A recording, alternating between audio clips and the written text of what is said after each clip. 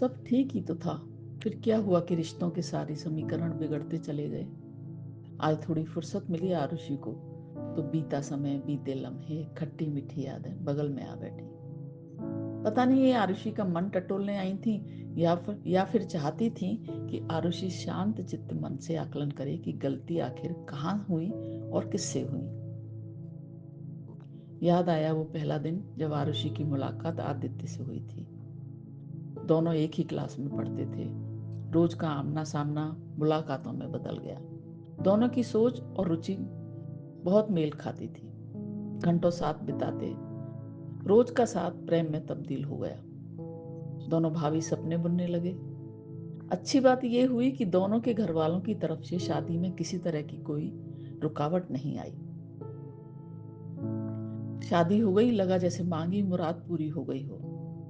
दिन महीने महकने लगे, समय के साथ एक दूसरे को और अधिक समझने और जानने लगे। पढ़ा था कहीं मैंने कि परिचय जब निजी स्तर पर पहुंच जाता है तो फिर एक विस्फोट होता है। उसके बाद भी अगर रिश्ता बच जाए तो वो प्रेम होता है। यही हुआ। जीवन में दखलंदाजियां बढ़ती गईं, पसंद नापसंद पर बहसें होने लगीं।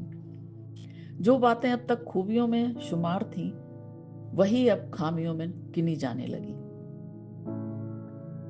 पहले मिलने को आतुर रहते थे और अब साथ बैठने व बात करने से भी कतराने लगे।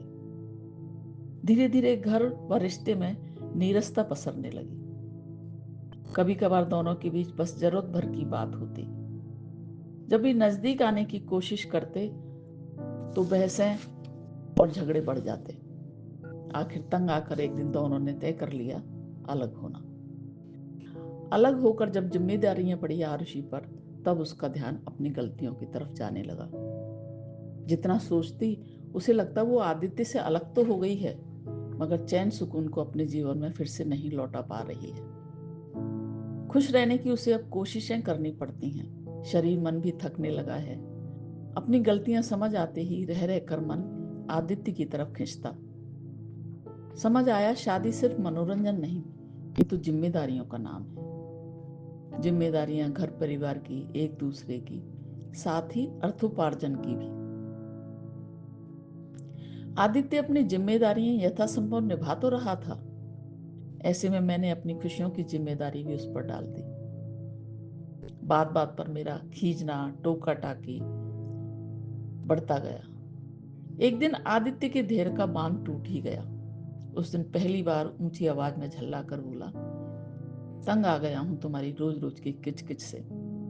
कभी तुम्हें मुझसे शिकायतें हैं तो कभी मेरे घर वालों से ऐतराज। झगड़े टालने की जितनी कोशिश करता हूं तो सुनता हूं कि तुम तो मेरी सुनते ही नहीं हो। क्या चाहती हो मुझसे? जन्म के रिश्तों को तोड़कर सिर्फ तुम्हारा हो जाऊं? सोचा था रिश्ते में एक और इजाफा हुआ है, एक और खुशी मिल गई, मगर जो मिली है ऐसा तो कभी मैंने नहीं सोचा था।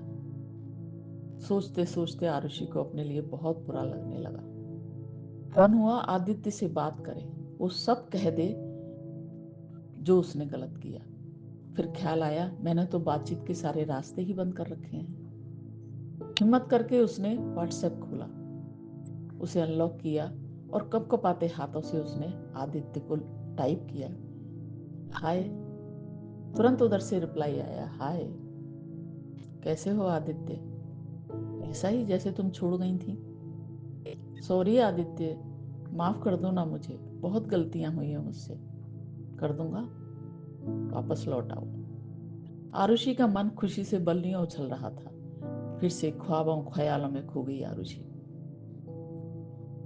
पर हरेक की जिंदगी में कहानी का अंत इतना ही सुखद हो, ये जरूरी तो नहीं।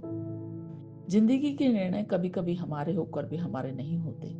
यूं समझ लीजिए जिंदगी हमारी है भी और नहीं भी। ये टू वे ट्रैफिक है। वन वे चलाने की कोशिशों में खुशियों का चक्का जाम समझिए। कभी गलतियां हो भी जाएं तो इन्हें सुधारने का एक प्रयास तो बनता ही है ना। बाकी सब प्रभु इच्छा। आइए आपको उनसे मिलवाती हूँ जिनसे आप कभी नहीं मिले। मैं सरोज जोशी। मेरे बारे में तो आप सुनते सुनते ही मुझे जान जाएंगे। अच्छा लगता है मुझे लोगों से मिलना, बात करना, लिखना, कुछ ना कुछ नया सीखते रहना। हर कोई अलग है हमसे, हर एक के पास अनुभवों का खजाना है जो हमें सिखाता है, हमारे विवेक को भी जगाता है, गलत सही के अंतर बताता है, प्रभावित करता है। ये सभी बातें कहीं ना कहीं हमारे व्यक्तित्व पर छाप छोड़ती सी नजर आती हैं। बातों के भी अपने जायके होते हैं। बातें कुछ नरम भी, कुछ गरम भी, कुछ मसालेदार, रसीली, चटपटी, कुछ खट्टी मीठी। कुछ बातें मन को गुदगुदाती हैं, कुछ सिखाती हैं, कुछ हंसाती हैं, कुछ ठहर जाती हैं तो कुछ का नहीं पता वो कहाँ चली जाती हैं। इन्हीं बातों को किस्सों में, कहानियों में, कविताओं में बुनेंगे हम, सुनेंगे हम। कुछ बातों का मतलब, कुछ मतलब की बातें। क्या मतलब?